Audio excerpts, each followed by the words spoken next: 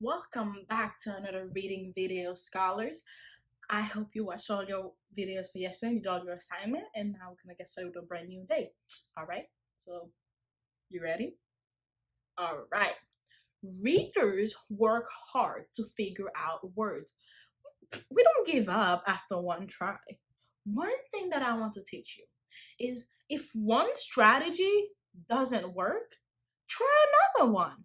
Readers are flexible and try different strategies if the first one doesn't work. All right. So today we are going to be reading about the second child in our book, How My Family Lives in America. So the past 2 days we read about Sanu and we made a chart about Sanu. So today we're going to read about Eric and answer some questions about his story, all right?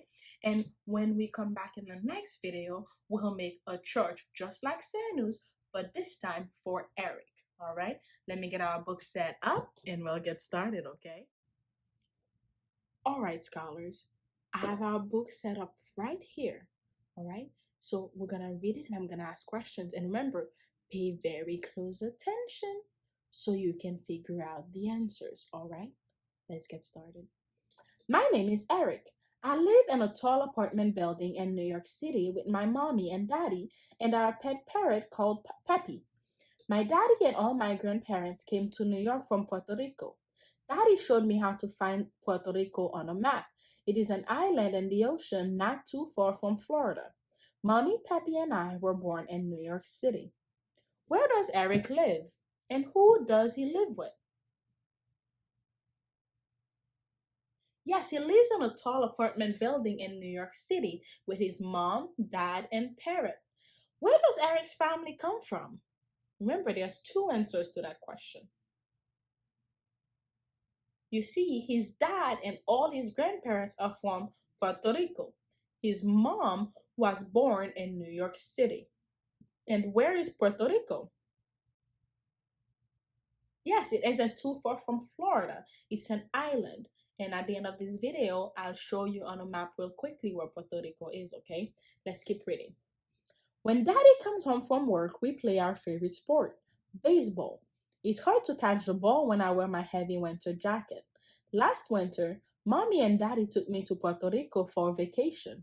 I learned lots of things about my heritage. Daddy grew up where there are palm trees like in Florida, and it is warm every day in Puerto Rico. So warm that people can always play baseball without a jacket. Everyone in Puerto Rico speaks Spanish, just like my grandparents. What do Eric and his father like to do together? Yes, they like to play baseball. And how is playing baseball different in Puerto Rico versus New York? You see, in New York, it is hard to play wearing a big coat because remember, what's the weather in New York in the winter? It's cold. So they have to wear the big jacket. So it's very hard to play. But does it get that cold in Puerto Rico? No. In Puerto Rico, it is so warm that they never have to wear a big coat while playing. So it is easier. All right. And what language do they speak in Puerto Rico? Yes, they speak Spanish. Let's keep going.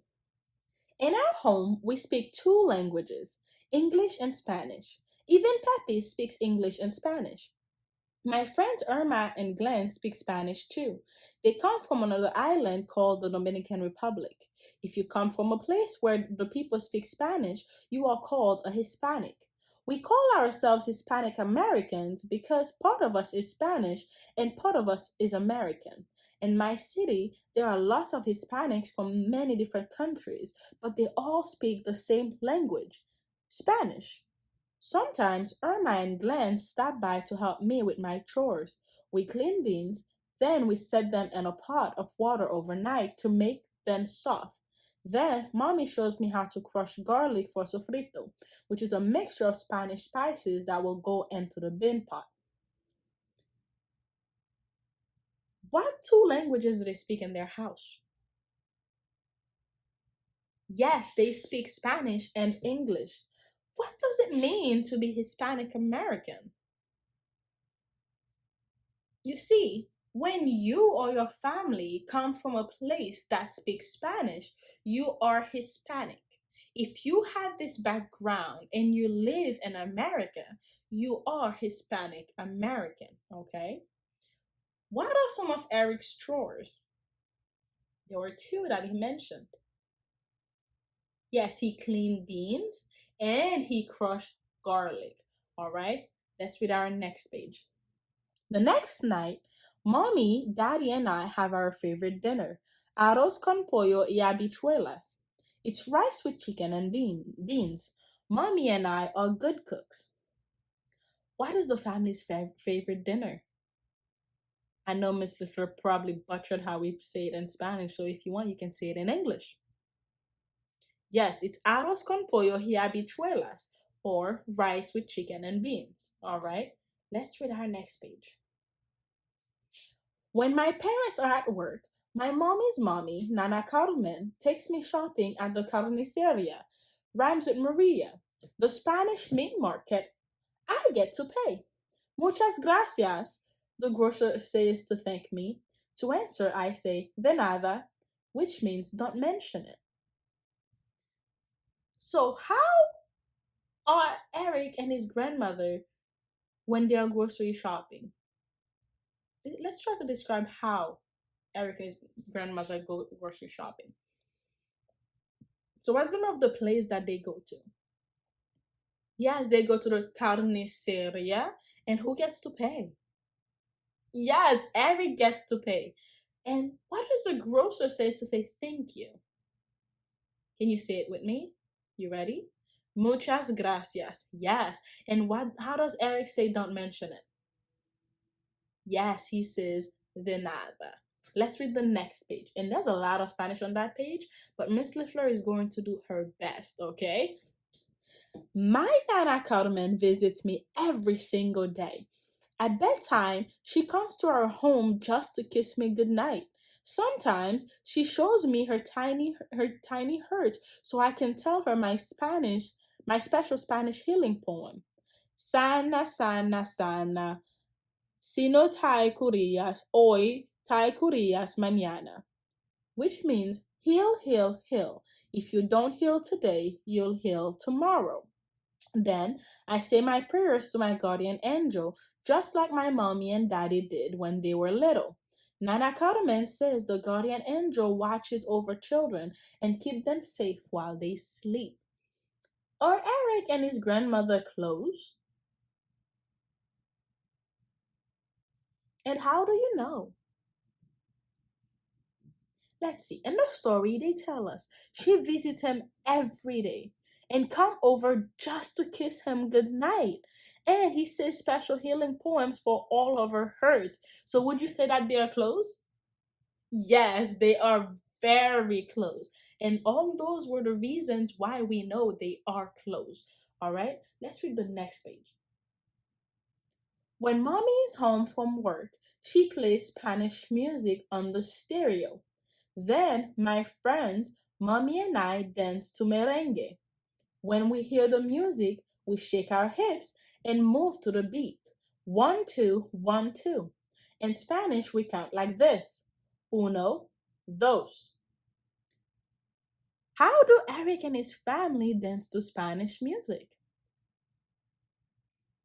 Yes, they dance to merengue, which means they move their hips to the beat and count 1, 2, 1, 2.